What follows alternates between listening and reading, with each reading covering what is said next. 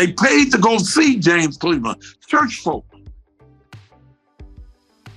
Well, it was well known that James Cleveland was. James Cleveland's son has finally confirmed something that many people have been guessing for a long time. There were mysteries around James Cleveland's life that people have been curious about for years. Did Reverend James Cleveland really die from AIDS? Whoa. What exactly did he confirm? Could it be something that changes what we've known about his father? Let's dive into what has been revealed and what it means for the story of James Cleveland and his legacy. 8 years old. And I said if the Lord would allow me to see that birthday, I would have been in gospel 50 years. James Cleveland was born on December 5th, 1931, in Chicago. Cleveland grew up in a city that was alive with the sound of gospel music. His parents were hardworking and deeply religious, raising him in a home where faith and music were inseparable. But it was his grandmother who really played a pivotal role in his upbringing. She was the one who introduced young James to Pilgrim Baptist Church, a place that would later become central to his career and spiritual life. Cleveland's natural talent for music revealed itself at a young age. At just 8 years old, he made his solo debut with the church choir, leaving an impression on everyone who heard him. At Pilgrim Baptist Church, Cleveland came under the mentorship of Thomas A. Dorsey, a gospel legend known as the father of gospel music. Dorsey's guidance had a profound influence on Cleveland and played a crucial part in shaping his future as one of gospel music's greats.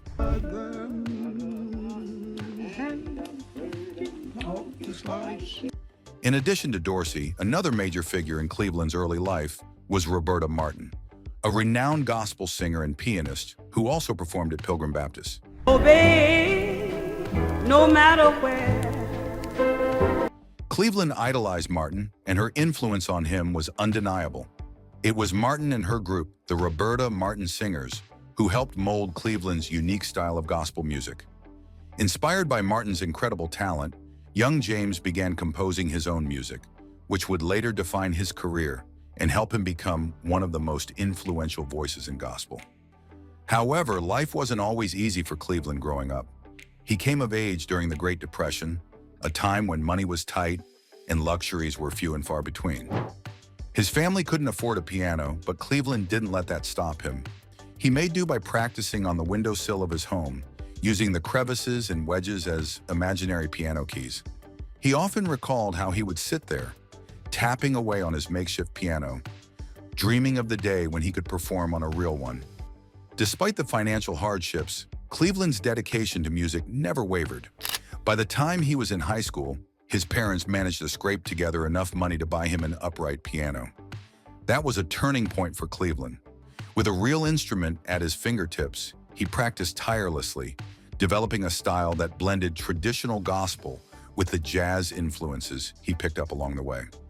His talent was undeniable, and it wasn't long before he began attracting attention for his extraordinary musical abilities.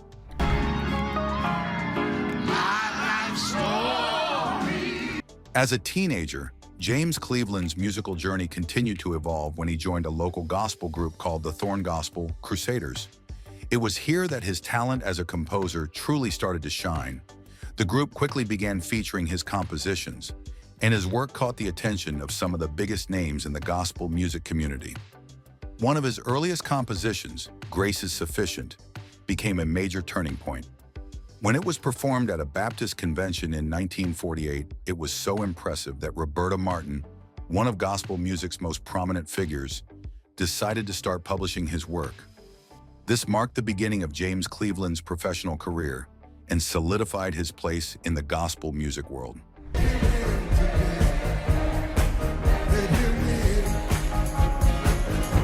Around this time, James also became involved with the Soul Winners for Christ, a missionary group founded by his teenage friend, Jesse Jimerson Phillips. Based at Chicago's Greater Harvest Baptist Church, the group included several other notable members like Richard D. Hennon. Being part of the Soul Winners for Christ not only helped James grow as a musician, but it also deepened his connection to his faith and further cemented his commitment to gospel music. However, it wasn't always smooth sailing for the young Cleveland. One of the most significant challenges he faced as a young singer was an injury to his vocal cords. While singing with a local group, he strained his voice so severely that it permanently changed his sound. But rather than viewing it as a setback, James embraced this new, gravelly tone. It became a defining feature of his performances and added a raw, emotional depth to his singing, which audiences would later come to love. His voice, paired with his powerful compositions, made him a standout talent in the gospel world. By 1950, James Cleveland was ready to make a big impact on the gospel scene. He joined the Gospelaires, a dynamic trio led by Norlis McKeesick and Bessie Folk. This group was all about bringing a modern touch to traditional gospel music, and Cleveland's arrangements of classics like Give Me That Old-Time Religion and It's Me, O Lord gave these familiar songs a fresh energy.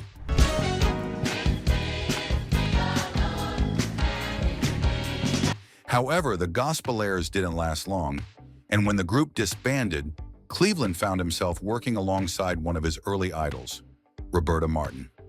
Roberta Martin, who had already been a huge influence on James during his youth, hired him as a composer and arranger. This collaboration marked a major turning point in his career, but his true big break came with his powerful rendition of Peace Be Still. This song became an instant hit and catapulted Cleveland into the gospel music spotlight, establishing him as one of the genre's rising stars.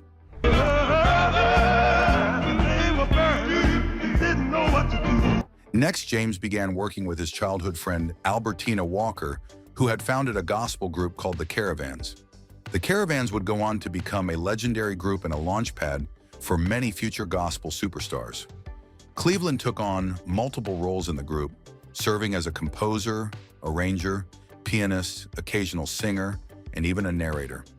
The Caravans were a powerhouse group, boasting incredible talents like Shirley Caesar, who would later become known as the First Lady of Gospel, and Setta George, who co-wrote some of their biggest hits. Other members included Dolores Washington, Josephine Howard, Inez Andrews, Dorothy Norwood, James Herron, and Loliata Holloway, all of whom would leave a lasting mark on gospel music. Now let's change gears and uncover the disturbing truths that came to light through Cleveland's former foster son, Christopher Harris. Harris, who had once taken on the name Christopher Cleveland, was a young member of James Cleveland's church choir in Los Angeles. At just 13 years old, Harris stood out from the rest of the choir with his impressive 6-foot frame, singing as the only boy alto. Looking older than his age and filled with dreams of a singing career, Harris caught Cleveland's eye. What initially seemed like a mentorship quickly turned into something far more sinister. The case of the Reverend James Cleveland may best epitomize the magnitude of the silence in terms of in the church. Christopher Harris certainly feels this way. When he was 13, Harris was the only boy alto in the choir at Cleveland's Los Angeles church. According to Harris, Cleveland's interest in him soon crossed troubling lines. Harris alleged that Cleveland began abusing him when he was just 13, and that this abuse continued for 5 long years. What was supposed to be a nurturing relationship between a mentor and a young singer instead became a nightmare. Cleveland, a towering figure in the gospel world, used his influence and position to manipulate and exploit Harris. The young man, filled with hope for a promising future, was taken advantage of in ways that would leave lasting scars. The abuse, Harris claimed, eventually led to him contracting HIV. In the years following Cleveland's death, Harris filed a lawsuit against his estate, seeking justice for the abuse he endured. That was before he filed suit against Cleveland's estate, alleging 5 years of sexual contact that ended with Harris testing positive for HIV. While the case was ultimately settled out of court, with Harris prohibited from sharing the specific details of the settlement, he has spoken openly about the trauma he experienced. He recounted how Cleveland, someone he once admired, manipulated him under the guise of mentorship, exploiting his dreams and his youth for his own dark purposes. The case was settled out of court. The terms prohibit him from discussing the settlement. He promised that he would help me. He just played it to his advantage. He used my naivety to his gain, Harris said. Harris's revelations were not only shocking, but also brought to light a broader issue within the gospel music community and the church itself. Cleveland's orientation had long been an open secret. Many in his inner circle and within the church were aware of his relationships with young men, but few were willing to speak out. People in Cleveland's inner circle knew. People at church knew, but they pretended that it didn't exist. I guess what you don't see, you can't say. There was a pervasive culture of silence and denial, a collective decision to ignore what was happening, allowing Cleveland's behavior to continue unchecked. This culture of complacency protected Cleveland's reputation during his lifetime, but created an environment where abuse could thrive behind closed doors. No, he didn't die of heart failure. Heart failure is just a delusion, Harris said, nearly laughing, and he hesitated. Let's just leave it at that. In addition to the allegations of abuse, Harris hinted at a deeper mystery surrounding Cleveland's death. Officially, James Cleveland's death in 1991 was attributed to heart failure, but Harris suggested that this diagnosis might have been a cover-up. While Harris never explicitly revealed what he believed to be the true cause of Cleveland's death, his cryptic statements have fueled speculation. Some have wondered if Cleveland's death was related to his HIV status, and if those close to him worked to keep this information from the public to preserve his legacy. These questions have remained unanswered, adding yet another layer of intrigue and controversy to Cleveland's life and death. Did Reverend James Cleveland really die from AIDS? Whoa. But that wasn't the only drama that followed James Cleveland after his death.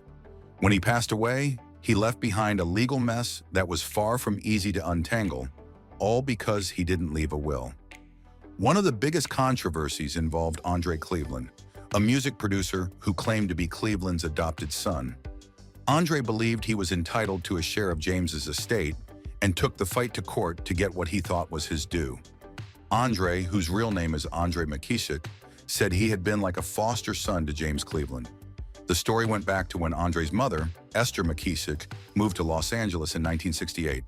She met James Cleveland, and they ended up living in his home for a whopping 12 years. From the time Andre was 12 years old until he turned 24, James supported him, both emotionally and financially. Andre even claimed that Cleveland had talked about adopting him, but his mother refused because she wanted Andre to keep her surname. Despite the lack of formal adoption papers, Andre considered James his father in every sense of the word. In fact, James even listed Andre as a dependent on his tax returns. So when James Cleveland passed away without a will, Andre figured he had a rightful claim to part of the estate. He argued that, under a specific probate law, foster children or stepchildren could inherit if they could prove that the deceased would have adopted them if not for some legal obstacle.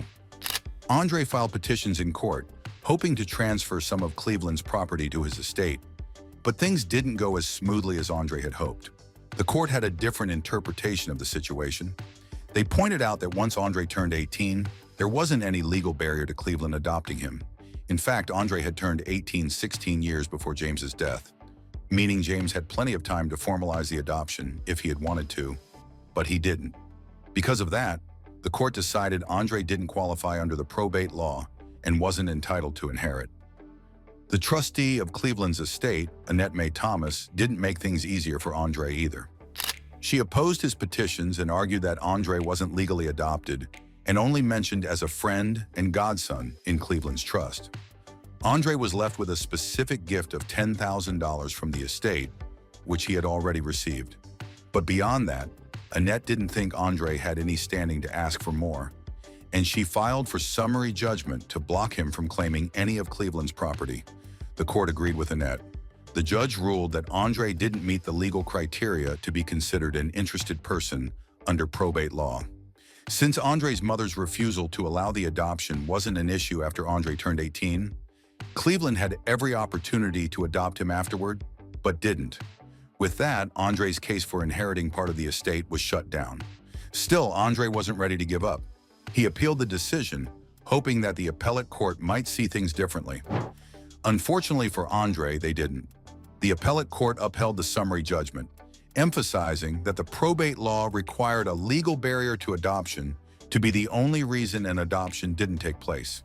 Since Andre's mother's refusal no longer applied after he became an adult, and Cleveland didn't pursue adoption at that point, the court decided Andre had no legal claim to the estate. Another fascinating chapter in James Cleveland's life revolves around his daughter, LaShawn Cleveland, and her mother, Jean Irvin. In October 1991, Jean Irvin, a member of the Cornerstone Institutional Baptist Church, stepped into the spotlight with a bold claim. She publicly declared that she was the mother of Cleveland's only biological child, LaShawn Cleveland, who was born in 1965. This revelation came as quite a surprise since the existence of LaShawn and her relationship with Cleveland hadn't been widely publicized during his lifetime. Jean's recent statements have brought a lot of attention to the life of gospel singer Cleveland. One surprising claim was about Andre M. Cleveland, who many thought was Cleveland's adopted son, but Jean said this isn't true. Instead, she explained that Andre was one of several homeless kids that Cleveland had helped over the years. This showed Cleveland's kindness and generosity, suggesting he was more of a helping hand than an adoptive father. It's a detail that makes Cleveland's relationship with Andre look less formal, but just as meaningful. Then there's LaShawn, Cleveland's daughter, who stayed out of the spotlight while her father was alive. But once Joan started talking, people became curious about her too. Cleveland hadn't forgotten LaShawn. Before he passed away, he made sure she would be looked after by leaving her a part of his estate. This wasn't just a legal step, it was Cleveland's way of showing his love and care for her, despite any ups and downs in their relationship. He made sure she would be financially secure, which speaks to his responsibility as a father. LaShawn's part in Cleveland's estate highlights the bond between them. Even with all the legal battles and family drama surrounding his wealth, Cleveland's choice to include her shows he cared deeply about. 58 years old. And I said if the Lord would allow me to see that birthday, I would have been in gospel 50 years. James Cleveland made history when he signed with Savoy Records, a big name in jazz. This partnership allowed him to create a large collection of gospel music with a soulful touch, and many of these songs were recorded live in concert. Cleveland loved the energy of live worship and wanted to capture it in his music. He teamed up with Reverend Lawrence Roberts, who was the pastor of the First Baptist Church in Nutley, New Jersey. Together, they recorded and released several albums. One of these albums, Peace Be Still, came out in September 1963 and was a huge success. It sold thousands of copies and earned Cleveland his first gold record, a major achievement in music. The album's popularity was so lasting that it stayed on the Billboard charts for over 15 years. As his fame grew, Cleveland decided to move to Los Angeles. There, he became the minister of music at Grace Memorial Church of God in Christ. While in Los Angeles, he worked with famous keyboard player Billy Preston and the Angelic Choir of Nutley, New Jersey. This collaboration boosted his popularity even more. Cleveland also started his own singing group called the James Cleveland Singers. The group included talented members like Odessa McCassell, Georgia White, Eugene Bryant, and Billy Preston. Later in 1965, new members joined, including Clyde Brown and Charles Barnett. The group started touring around the United States and even internationally. They performed in major venues, drawing large crowds who loved their soulful gospel music. Some of their popular songs included Heaven That Will Be Good Enough for Me, Two Wings, and The Lord Is Blessing Me Right Now.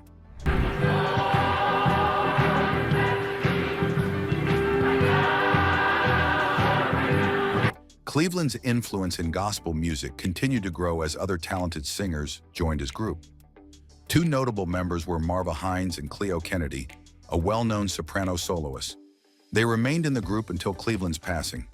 With his growing fame, Cleveland took a big step by creating the Southern California Community Choir, SCC. This choir quickly became a major force in gospel music. In 1975, Cleveland won his first Grammy Award with the SCC for their album In the Ghetto, released in 1974. This Grammy win was a huge milestone for him and marked the start of many successful projects with the SCC. Over the years from 1970 to 1990, they released several albums, including the 1979 hit It's a New Day, featuring the popular song God Is. This song became one of Cleveland's biggest hits and helped him gain even more respect as a leader in the gospel music world. In the time times of sorrow. The latter earned Walker her first gold record and further solidified Cleveland's status as a gospel legend. James Cleveland's career didn't slow down as the 1960s began. In 1959, he recorded a gospel version of Ray Charles's hit, Hallelujah, I Love Her So, and by 1960, he was incorporating blues riffs into his gospel music, blending genres in a way that made his sound even more distinctive. One of his standout tracks was his rendition of the Soul Stirrers song, The Love of God, backed by the voices of Tabernacle from Detroit. This song was a major hit, earning him a record deal that would change his life forever. Cleveland took another important step by starting Cornerstone Institutional Baptist Church in Los Angeles. What began as a small congregation grew rapidly, and soon the church had thousands of members. In 1980, Cleveland released his first album with the church choir, known as the Voices of Cornerstone. This album included memorable songs like Jesus Lover of My Soul and A Praying Spirit. Cleveland's influence also spread outside of gospel music, as he worked with famous artists like Aretha Franklin, Ray Charles, and Elton John. Cleveland's impact on gospel music didn't stop there. He co-founded the Gospel Music Workshop of America, GMWA, with gospel legend Albertina Walker. This annual gathering became a popular event for gospel musicians and grew to have over 150 chapters and 30,000 members. The GMWA played a big part in helping new gospel stars launch their careers. Many famous gospel artists got their start through the GMWA, including names like Donald Vales, Isaac Douglas, V. Michael McKay, and more recent stars like Kirk Franklin, Donald Lawrence, Yolanda Adams, and John P. Key. As Cleveland got older, he faced health challenges. In the last year of his life, he struggled with respiratory issues, which made it hard for him to sing. On the final Sunday before he passed away, he spoke to his congregation at Cornerstone Church with a moving message. He said, "If I don't see you again, and if I don't sing again, I'm a witness to the fact that the Lord answers prayer. He let my voice come back to me this morning." These words left a deep impact on everyone present. James Cleveland passed away on February 9, 1991, in Culver City, California, at the age of 59. He died of congestive heart failure after falling into a coma shortly before his death. His passing was a great loss for the gospel music world. Over 8,000 people attended his funeral at the Shrine Auditorium in Los Angeles, showing just how much he meant to so many. James Cleveland was laid to rest at Inglewood Park Cemetery in Inglewood, California, but his music and influence continue to inspire gospel artists and fans around the world. His legacy lives on through the music he created, the people he worked with, and the many lives he touched through his powerful gospel songs.